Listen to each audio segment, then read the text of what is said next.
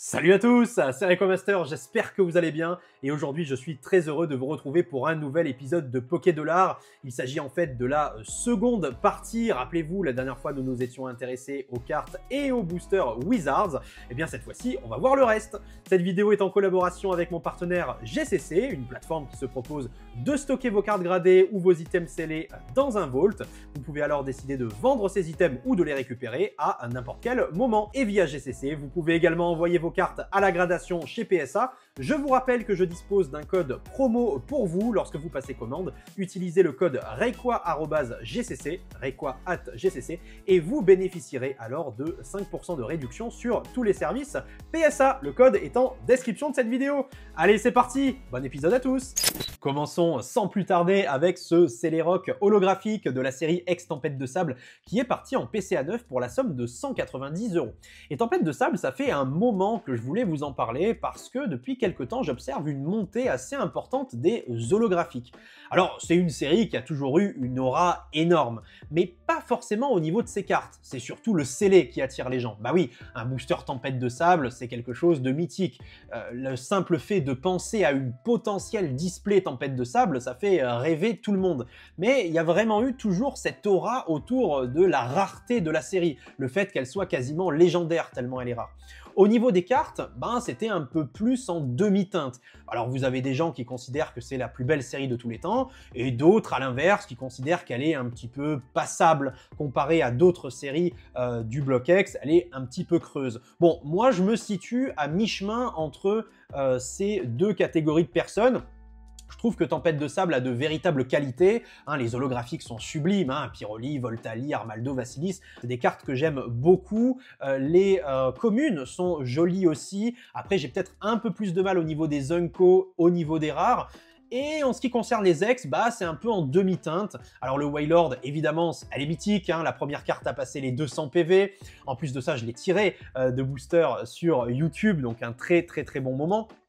Et puis derrière, vous avez le Raichu, que je trouve magnifique, le Gardevoir aussi, et d'autres qui sont un petit peu moins réussis à mon goût, comme le Typhlosion. Voilà, donc c'est en demi-teinte. On n'a pas de star à cette époque-là. Voilà, donc c'est une série qui manque à mon goût de quelque chose, même si elle est vraiment très belle. Très belle. Mais ces derniers temps, j'ai remarqué que les holographiques du set de Tempête de Sable, pardon, lapsus, avaient véritablement le vent en poupe. Avant, elles étaient loin d'avoir cette aura, ces cartes-là, et elles partaient pour des montants bien moindres. Et donc, je voulais discuter avec vous de ce sujet, donc c'est chose faite, n'hésitez pas à me dire, vous, quelles sont vos conclusions dans les commentaires par rapport à Tempête de Sable. Toujours est-il que ce Celerock illustré par Hajime Kusajima, il est parti pour 190 €. On rappelle que c'est simplement une PCA 9, donc PCA déjà, bon, c'est une société qui est bien valorisée en termes de prix de vente, mais le PCA 9, proche du 9, c'est pas la note qui fait le plus rêver les gens. 9,5 et 10, oui, il y a une véritable plus-value. Mais le PCA 9, en général, c'est un petit peu plus compliqué en termes de prix. Et là, 190 €, je trouve ça quand même très solide. Malgré tout, étant donné la montée en puissance de Tempête de Sable au niveau des holographiques, vous le voyez, j'ai fait une prévision à 250. Parce que j'estime que la carte va encore évoluer. Je connais plein de collectionneurs autour de moi qui recherchent actuellement des holos Tempête de Sable, beaucoup plus qu'il y a quelques mois ou quelques années. Et donc, à mon avis, toute cette demande va faire que les prix vont continuer à évoluer sur cette série-là. Et ce Celerock de Kusajima, parlons-en, c'est du grand Kusajima. Déjà, on observe cette couleur violette qui est omniprésente sur l'illustration, déjà de par le type Psy de Celerock, mais aussi dans le fond holographique. On peut voir ces nuages, ce ciel qui a une teinte violette, c'est vraiment très sympathique, c'est assez irréel d'ailleurs, cette teinte-là, mais c'est du grand Kusajima. Il adore utiliser la couleur violette dans ses dessins, et au niveau du Celerock, il est très bien dessiné aussi. Très bien dessiné, j'aime beaucoup, même si c'est une illustration un petit peu simple, il y a le Celerock et puis derrière il y a le fond, sans plus, mais c'est vraiment très joli en termes de couleur, encore une fois, en termes d'ambiance. J'aime beaucoup cette carte, elle a été vendue le 14 janvier. On continue avec une illustration qui me plaît beaucoup, c'est peut-être ma rare préférée de la série Dragon, il s'agit du Dratak. Pour moi, cette carte aurait mérité d'être holographique. Bon, il y a déjà un Dratak Holo dans Ex Dragon, qui est très joli aussi, qui a été illustré par Arita, où on a cette vue en en contre-plongée, hein, enfin non, en plongée plutôt, hein, puisqu'on est, la caméra est au-dessus du Dratak. Toujours est-il que celui-ci, hein, illustré par le biologiste Kuki Saito, il est complètement dingue. Cette illustration, bah, depuis que j'ai découvert X-Dragon à l'époque, elle m'a toujours fait rêver. Ce que j'aime beaucoup, moi, dans les illustrations du TCG, c'est quand il y a un lien avec le jeu vidéo. Et là, le lien, il est clair, il est tout trouvé. Bah oui, ceux qui ont joué à Ruby, Saphir, Emerald le savent, on est très clairement dans le site Météore ici, hein, ce magnifique endroit, cette grotte, cette caverne, ce lieu non loin de la ville d'Otekia, hein, entre Otekia et Mérouville, eh bien, on a ces cascades, hein, derrière qui sont visibles, on a ces escaliers aussi omniprésents dans le site Météore, et puis cette roche absolument sublime, c'est l'endroit où on peut trouver des drabis à l'état sauvage, hein, le seul endroit de la région de Hoenn, en tout cas absolument sublime, hein, cette carte de Kuki Saito, du biologiste, qui est partie donc pour 240 €. Je rappelle, c'est du PCA 8 ici, hein, donc excellent, proche du 9, déjà que le 9, c'était pas une folie en termes d'état, alors le 8, waouh, c'est dur de collectionner, je trouve, du PCA 8. Alors attention, parfois on n'a pas le choix, hein, parfois on n'a pas le choix, parce que ces cartes-là valent très cher, parce que le 8, c'est déjà un état qui est quand même très sympathique. Mais voilà, je trouve que sur l'étiquette, bon, il y a quelque chose qui laisse un peu à désirer, qui nous laisse sur notre faim. Ce côté excellent, proche du 9, là, voilà, bon, moi, ça m'a jamais trop séduit. En tout cas, 240 €, c'est un très beau prix. On parle d'une simple rare reverse, entre guillemets. Alors oui, c'est Dratak, oui, l'illustration est complètement folle, et oui, X-Dragon, bah, c'est une série qui a plus de 20 ans maintenant, mais tout de même, 240 € pour une 8, je trouve ça vraiment pas mal. Imaginons maintenant le prix d'une PSA 9, d'une PSA 10, ou même d'une PCA 9,5, PCA 10. Hein. Imaginons 2 secondes à quel prix cette carte partirait avec ces notes-là et dans ces états-là. Ça laisse rêveur. Très, très jolie illustration, je le disais, je me répète, mais elle est sublime. Elle est partie le 17 janvier et j'ai fait une prévision à 200 € hein, pour être un petit peu cohérent avec ce que je disais. Le fait que pour moi, le prix est un petit peu élevé tout de même, car ça reste une simple rare reverse, aussi belle soit-elle. De toute façon, on aura, je pense, et je l'espère, au cours de l'année 2025, d'autres occasions de voir ce Dratak proposé à la vente. Continuons avec un Nidoking holographique de la série X rouge feu vert feuille, donc la 8 sur 112 en PSA 9 qui est partie pour 200 €, donc c'est une très belle vente et pour le coup c'est exactement le prix que j'avais prévu. Voilà, donc quand cette carte a été proposée à la vente, je me suis dit bah tiens, je la vois bien partir à 200 € et elle est partie à 200 €. Voilà, donc souvent je me trompe hein, dans mes prévisions, mais parfois je ne me trompe pas et donc là c'est véritablement ce qui s'est passé. Je fais à nouveau une prévision à 200 €, hein, il n'y a pas de raison de changer eh bien maintenant mon fusil d'épaule. Peut-être que ça sera moins, peut-être que ça sera plus, on n'en sait rien. Mais en tout cas, le prix me semble cohérent, tout à fait justifié. La population est de 7 sur ce Nidoking holographique en PSA 9. Alors évidemment, si c'était la Holo Reverse avec la Pokéball, bon, le prix serait supérieur, mais c'est déjà vraiment très bien. Je trouve pour une Holo simple de Rouge Vert Feuille, elle est partie le 16 janvier. Continuons avec un Raichu. Cette fois-ci, c'est une Holo Reverse. Cette fois-ci, il a bien la Pokéball sur le texte. Ce Raichu, il est parti pour 350 €. C'est une très belle somme. C'est une très belle somme, mais pour une fois, j'aurais peut-être anticipé un prix supérieur. Voilà, c'est-à-dire que de voir partir ce Raichu pour 400 €, ça m'aurait pas forcément choqué. Dans le sens où, bah, déjà, c'est une très jolie illustration de Midoriya Rada, mais surtout, c'est Raichu, hein, l'évolution de la mascotte, Pokémon très populaire. Les Holo Reverse de Rouge Vert Feuille sont très difficiles à avoir. La Pokéball est ultra recherchée, parce que pour avoir le Master Set de cette série, vous êtes obligé de l'avoir, donc c'est très difficile à avoir, et c'est l'équivalent des Stampes, en fait. Hein. Donc c'est ultra stylé. Et c'est pour ça que je m'attendais peut-être à un prix supérieur, d'autant plus que la population est de 3 simplement sur ce Raichu en Holo Reverse, donc assez difficile à grader, surtout très rare à trouver.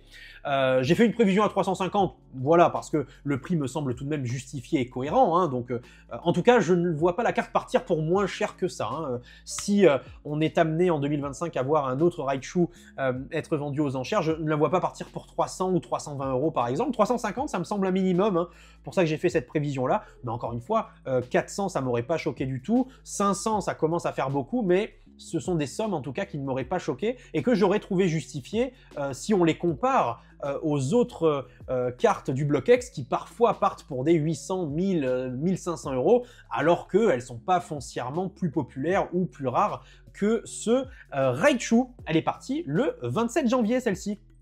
Continuons avec un petit air bizarre hein, pour changer. Je vous présente pas que des Zolos, des ex ou des stars. Non, parfois on regarde des peu communes ensemble. Et bien là, nous sommes face à une peu commune reverse, donc un air bizarre de rouge feu vert feuille. Illustration d'Atsuko Nishida, hein, une de mes illustratrices préférées, bien entendu, je l'adore. Et cet air bizarre, c'est du Nishida tout craché. Hein.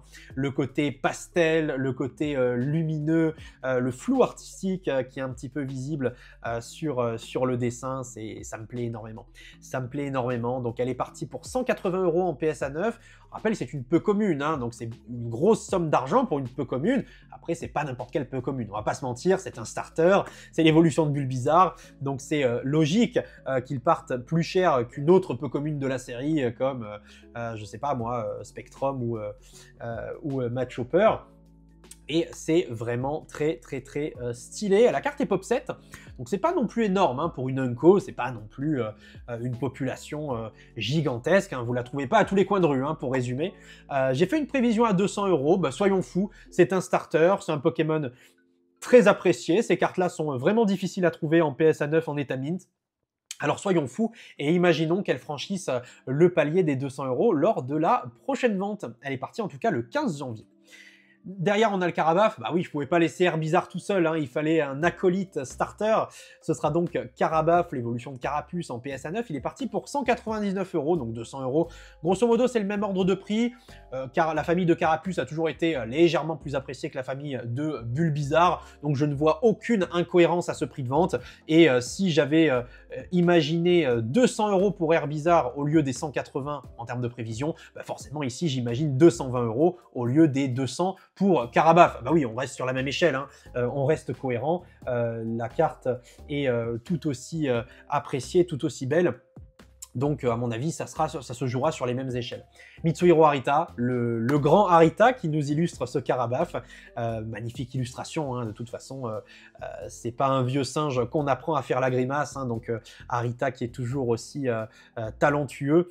Évidemment, très bien représenté, très bien dessiné. C'est le Pokémon qui est au centre de l'illustration. Le décor est secondaire, le décor est anecdotique avec Mitsuhiro Arita. Ce qui compte, c'est le Pokémon, de le mettre en valeur et de l'illustrer sous sa forme la plus pure et la plus détaillée possible, hein, à l'instar de Koki Saito. Voilà, donc absolument sublime, très belle carte, et 200 € pour une PSA 9. C'est un prix qui me semble en tout cas tout à fait cohérent. La carte est pop 4, donc on est sur grosso modo les mêmes ordres d'idées, même si elle est plus rare pardon, que le Air Bizarre, hein, Air Bizarre pop 7 et Carabaf pop 4. Donc quand même, on ne la trouve pas si facilement que ça. Mais n'oubliez pas, d'autres exemplaires seront probablement gradés dans le futur, des cartes qui ne sont pas non plus introuvables. On rappelle que PSA grade le français hors set de base, hein, depuis 2 ans seulement, donc on imagine que dans les années à venir, beaucoup d'autres cartes du Block X qui seront gradées, évidemment. Allez, pour changer et pour revenir sur des cartes un petit peu plus grosses, hein, on va dire, eh bien, cette fois-ci, on se tourne vers la série X-Deoxys et ce Nostanfer X en PSA 9 qui est parti pour la somme de 1100 €. Donc, une très belle vente, hein, cette fois-ci. Elle a eu lieu le 26 janvier 2025. Nostanfer que j'ai eu la chance de sortir d'ailleurs sur YouTube en vidéo, un booster que j'avais acheté à Teddy, hein, petite dédicace à toi si tu passes par là, bien entendu. Et puis voilà, elle était revenue PCA 10, moi, puisque à l'époque, évidemment, PSA ne gradait pas le français, donc je l'avais envoyé chez PCA. Toujours est-il que c'est une superbe vente, parce qu'il me semble que les derniers Nostanfer X vendus, on était plus aux alentours de 700-800 € dans un état et un grade similaire. Donc là, de passer comme ça les 1000 €, bah, c'est à nouveau une preuve, au-delà du Pokémon, que les gens commencent à se rendre compte de la rareté complètement folle de la série X-Deoxys. Ici, je pense que c'est plus la rareté que la popularité qui joue sur cette carte, on va pas se mentir, hein. Nostanfer est un Pokémon que j'aime beaucoup. D'ailleurs, puisqu'on en est dans les dédicaces à Fieldrong également, Quentin, si tu passes par là. C'est un Pokémon que j'aime beaucoup également, mais c'est vrai que de manière générale, c'est peut-être pas le Pokémon le plus apprécié de tous les temps. Donc ici, pour moi, au lieu que ce soit la popularité qui joue, c'est plutôt la rareté. Les gens ont compris que les ex de la série Deoxys sont particulièrement rares, très difficiles à grader, et puis surtout très difficiles à trouver en mint. Voilà, donc 1100 €. On a passé les 1000 € sur cette carte, c'est beaucoup, hein. Donc imaginons maintenant un Rayquaza X de la série X Deoxys qui serait vendu en PSA 9 ou en PSA 10. Imaginons maintenant le prix de vente. Eh oui, je vous dis ça parce qu'en ce moment, au moment où je tourne la vidéo, il y a un Rayquaza X de Deoxys en PSA 10 qui est en cours de vente sur GCC. Mais vous avez sûrement la réponse à quel prix il s'est vendu depuis le temps, mais moi je ne sais pas encore. Voilà, donc on en reparlera de ça dans un prochain numéro de Poké$, mais ça s'annonce être une vente assez incroyable. 1100 €, assez ouf. Je fais une prévision à 900 € parce que c'est un prix qui me semble plus cohérent par rapport aux dernières ventes que j'avais pu constater. Celle-ci a eu lieu le 26 janvier. La population de cette carte est de 7. On continue, waouh, sur une vente qui m'a vraiment surpris également, donc un Tyrannosif holographique de espèce Delta en PSA 9 qui est parti pour 1000 €. Alors pourquoi ça m'a surpris? Bah tout simplement parce que c'est la version holographique, c'est pas la version Holo Reverse. Je sais que la version Holo Reverse atteint des sommets, on a eu évidemment des 1500, 2000 €, voire plus pour la version Holo Reverse parce qu'il y a le stamp espèce Delta en bas à droite, le nom en or, les PV en or, tout ce qu'on aime, mais pour la version holographique, je ne m'attendais pas à ce qu'on arrive à des montants comme ça. Cette carte-là, j'ai la chance de l'avoir en PSA 10, moi, donc je crois qu'elle est pop 1, toujours, donc je crois être le seul à l'avoir en PSA 10. Je parle bien de la Holo, hein. La Holo Reverse, je ne l'ai pas en PSA 10, hein. C'est quelqu'un d'autre qui l'a, nouveau GG à lui, mais la Holo simple, je l'ai en 10, donc évidemment, j'imagine même pas à quel prix elle pourrait partir aujourd'hui, même si encore une fois, vous le savez, hein, tout ça fait partie de ma collection, c'est purement hypothétique. Toutes ces cartes-là resteront chez moi et je ne les vends pas. Mais de voir un PSA 9 partir pour ce prix-là, bah ça laisse en tout cas rêveur. J'ai fait une prévision à 800 € parce que c'est une somme qui me paraît quand même beaucoup plus cohérente, hein, pour une carte qui est, ma foi, très belle, mais remettons l'église au milieu du village, ça reste une holo, hein, les amis, hein, ça reste une holo du bloc X, donc c'est très joli, c'est magnifique, je suis le premier à le dire, mais c'est pas non plus des cartes introuvables, surtout en PSA 9. PSA 9 c'est mint, donc c'est un grade qui est quand même atteignable, contrairement au PSA 10. Voilà, donc ne vous ruinez pas non plus. Après, comme je le disais dans le précédent numéro de Poké$, parfois les acheteurs voient GCC aussi comme une manière de se sécuriser, hein, comme s'ils achetaient un produit de luxe. Ils se disent, j'aurai pas de problème en achetant mes cartes sur GCC, il n'y aura aucun souci, donc je préfère surpayer légèrement les cartes plutôt que d'acheter sur d'autres plateformes où je suis potentiellement un peu moins à l'abri. Voilà, donc la carte est Pop 2, très faible, hein, comme population, évidemment, ça peut aussi expliquer le prix, hein. Vous ne pouvez pas avoir facilement cette carte, à part si vous la chopez de booster, et bonne chance pour ça, hein, parce que espèce Delta, ouvrir des boosters Delta de nos jours, c'est quelque chose. Bref, voilà, donc 26 janvier, magnifique vente qui m'a un petit peu surpris, donc c'est pour ça que je vous en parle, 1000 € pour cette holo en PSA 9. On continue sur une vente, c'est pas la même chose, hein, par rapport au Tyrannosif qu'on vient de voir. Là, le Deoxys a pris du plomb dans l'aile un petit peu. Deoxys de Fantomolon en PSA 9, hein, qui est parti pour la somme de 155 €. Et là, à l'inverse, je trouve ça plutôt faible. Je trouve ça plutôt faible parce que la carte est magnifique, hein, de type électrique, espèce Delta, elle a les rayons au long qui ont changé son métabolisme et donc elle a des éclairs tout autour d'elle, illustré par Fukuda, magnifique brillance, Fantomolon, une des séries les plus appréciées de tous les temps. Bref, tous les ingrédients sont réunis pour que cette carte aille dans la stratosphère. Et là, c'est tout juste si elle a dépassé les cumulonimbus, hein, 155 €, c'est pas vraiment énorme. J'ai fait une prévision à 180, hein, je pense que la carte aurait mérité mieux. Ici, c'est l'acheteur, hein, surtout que je félicite, hein, qui a fait une très belle affaire selon moi. La carte est Pop 9, donc elle est trouvable sans que ce soit très commun non plus. Mais en tout cas, voilà, parfois, il y a des cartes qui sous-performent aussi, hein, il faut le noter, hein. On parle des cartes qui marchent très bien, mais il faut aussi parler des cartes qui marchent un petit peu moins bien. Et ce Deoxys en fait partie. Continuons avec une très grosse vente qui a eu lieu sur GCC, le Léviator Star de Fantomolon qui est parti pour 3800 € pardon, en PSA 8. Et ce Léviator Star, on en parle souvent sur Pokédollar. Hein. J'ai l'impression qu'à quasiment chaque épisode, il y a un Léviator qui est vendu. Rappelez-vous, les deux Léviator Star précédents en PSA 8, ils étaient partis à 3500 € à chaque fois. Et c'est la somme que j'avais anticipée d'ailleurs. Hein. À chaque fois, je vous dis, bon, bah, la carte, elle vaut à peu près 3500 €. Ma prévision, c'est 3005. Donc à chaque fois, je me trompe pas, ça part à 3005. Et ben là, elle est partie pour 300 € de plus. Voilà, bon, ça change pas grand-chose en réalité, parce qu'on est sur des sommes qui sont déjà très élevées. Mais 3800 €, donc elle continue encore à monter petit à petit, à prendre du galon. Très jolie illustration. Encore une fois, c'est pas ma star préférée, je la préfère en japonais, celle-ci. Hein, je trouve l'illustration plus homogène avec les bords gris en japonais. Mais bon, elle est quand même stylée. Évidemment, Fukuda qui illustre toutes les stars. Pop 6 pour ce Léviator. Donc pareil, hein, c'est une carte qui est très rare, même si des exemplaires existent. Et voilà, on est loin des cartes Pop 1, Pop 2 ou Pop 3 dont on a pu parler précédemment. Je fais à nouveau une prévision à 3500 €, hein, c'est le tarif qui me suit avec ce Léviator en PSA 8. C'est ce que j'annonce à chaque fois, 3005, donc je ne vais pas changer mon fusil d'épaule maintenant. Je considère encore qu'on n'a pas bougé en termes de cote, mais à voir maintenant si ce prix légèrement plus haut est une exception ou si c'est la nouvelle norme. On continue avec du DP. Ah bah oui, il n'y a pas que le Block X dans la vie. Il faut parler de la 4e génération, surtout avec la sortie de la 4G sur TCG Pocket, aujourd'hui même, hein, au moment où je tourne la vidéo. Donc le Mewtwo Reverse de la série Aube Majestueuse qui est parti pour 220 € en PSA 9 le 15 janvier. C'est assez fou, hein. C'est assez fou comme vente, je trouve. Alors, ces cartes-là, elles sont dures à grader. Pourquoi elles sont dures à grader? Parce qu'à l'époque du bloc Diamant et Perle, les reverse étaient vraiment fragiles, elles se rayent très facilement. Si vous ne la mettez pas tout de suite sous pochette, vous avez toutes les chances d'avoir des micro-rayures multiples sur la surface. Donc PSA 9, c'est déjà pas mal du tout, hein. C'est pas si évident que ça à avoir.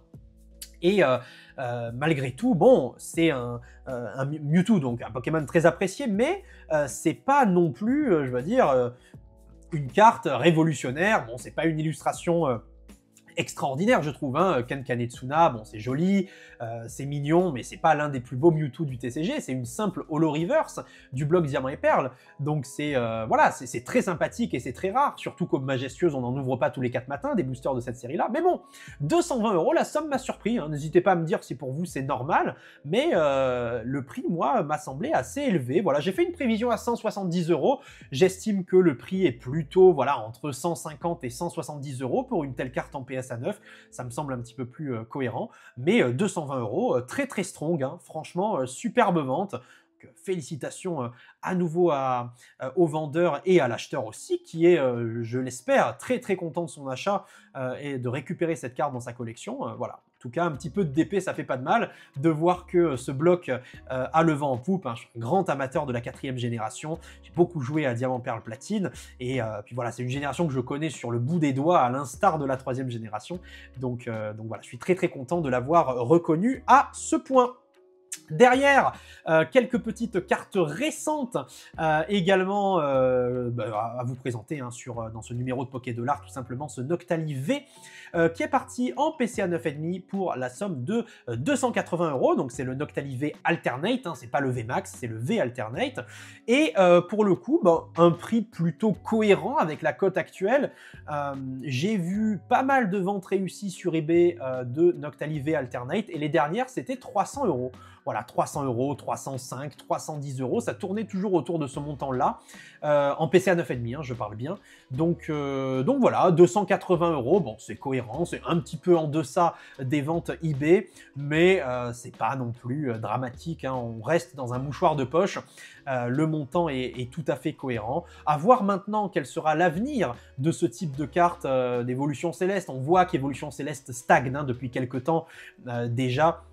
au niveau de la display, hein, qui est à 700-750 € depuis quasiment un an. Hein. Cette série a arrêté de monter.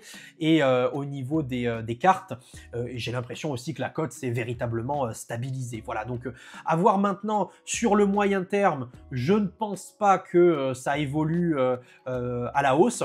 Par contre, sur le long terme, oui, bon, bah, ça finira par être haussier, ça continuera à monter, hein, un petit peu à l'instar des autres séries. Hein. De toute façon, on voit bien ce qui se passe en ce moment sur le bloc EB et sur le bloc EV, surtout au niveau du scellé. Hein. On voit les prix qui sont assez délirants parfois, pas tant au niveau des cartes, hein, surtout au niveau du scellé. Mais bon, écoutez, c'est très difficile d'être devin en ce qui concerne le récent, mais évidemment, pour des cartes aussi jolies que ça, je leur prévois un grand avenir. On termine avec le Rayquaza V qui est une alternate également d'évolution céleste. C'est pas la VMAX, c'est la V simple. Et celle-ci, ben, elle a plutôt bien marché. On avait des ventes, j'ai vu en PSA 10 hein, sur eBay, aux alentours de 370-380 €. Et celle-ci est partie à 400 €. Voilà, donc c'est l'inverse du Noctali. Le Noctali était parti un petit peu moins que la cote eBay. Et celle-ci est partie un petit peu plus que la cote eBay. Voilà, bon. Ça reste, comme je vous le disais tout à l'heure, tout ça dans un mouchoir de poche. Mais en tout cas, très jolie illustration. C'est mon illustration préférée de Évolution Céleste. Je préfère largement le Rayquaza V classique au Rayquaza V Max. Hein. Je trouve cette carte beaucoup plus belle dans un style un peu foucoudesque avec cette spirale hein, formée par le corps serpentin du Pokémon. Donc je trouve la carte sublime. En plus, Amaryllis et son chuchemure, l'épisode évidemment Delta de Ruby Omega Saphir Alpha, voilà, ce sont de bons souvenirs tout ça. Donc elle est partie le 19 janvier pour la somme de 400 €, population de 213, c'est pas étonnant, hein. Ces cartes-là, elles ont beaucoup été sorties, les gens ont énormément ouvert d'évolution céleste, hein, vous n'êtes pas sans le savoir, et donc bah, ils envoient, maintenant que PSA grade toutes les cartes françaises, ils envoient bien sûr en majorité chez PSA.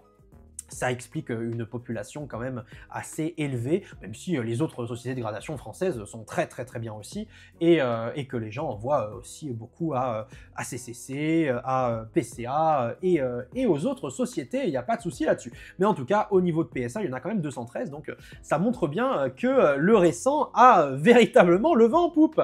Merci les amis d'avoir suivi cette vidéo, j'espère qu'elle vous a plu. Si c'est le cas, n'hésitez pas à la commenter, n'hésitez pas à la liker. Abonnez-vous à la chaîne pour ne manquer aucun contenu. Quant à moi, je vous souhaite le meilleur et je vous donne rendez-vous très vite pour de nouvelles aventures. Allez, merci à tous et à la prochaine.